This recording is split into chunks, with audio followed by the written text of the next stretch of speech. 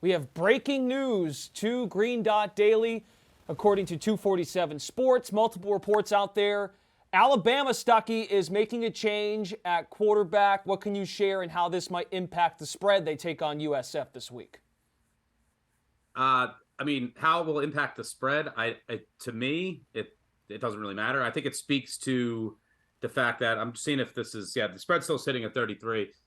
I think this just speaks to the fact that Alabama doesn't have a quarterback. You know the old saying, if you have 2 or 3 quarterbacks, you don't have one. I don't think that's always true. In this case, I think it is.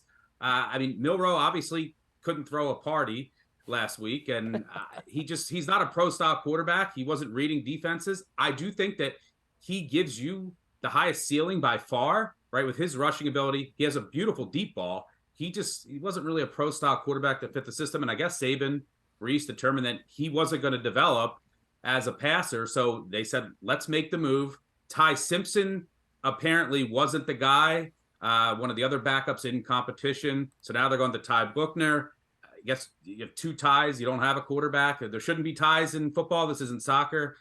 Cringe. I don't know how many bad puns I can make here, but they basically don't have a quarterback. They're going with a guy that knows the system, that played under Reese last year, but he wasn't good. And granted, he didn't have great receivers, but he made some bad mistakes, and he's going to give you stability, and he can run the offense, and he's more of a pro-style quarterback.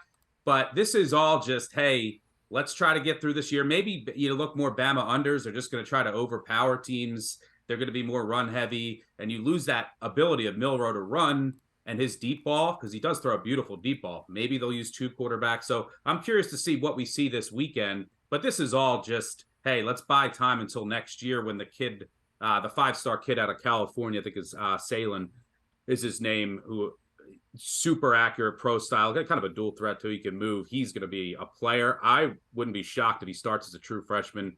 Alabama fans are probably already counting down the days until he arrives on campus. So for me, I'm not really altering the spread this week. I think it just speaks to Alabama not believing that Milroe can develop as a passer. And you get a guy that knows the system. Ceiling isn't as high. You'll get a little bit more stability, probably fewer mistakes, although Buchner made bad mistakes last year. So, yeah, this was the big question coming into the season for Bama, and it's not answered. Do you think it's panicky? I guess they want to see, it could also be, hey, look, we're going to start Buchner, see how he does going into SEC play. Let's see him as a starter, and maybe they're using 2 quarterbacks. I don't know. If they determined that Milroe wasn't going to develop, and he just in practice and obviously against Texas, if he wasn't going to make those reads, I think you have to make the change, and then you want to make the change before you get to Ole Miss and you get into the heart of SEC play. So I think it's the right time if they didn't believe in Milroe, but it seems like a pretty short leash.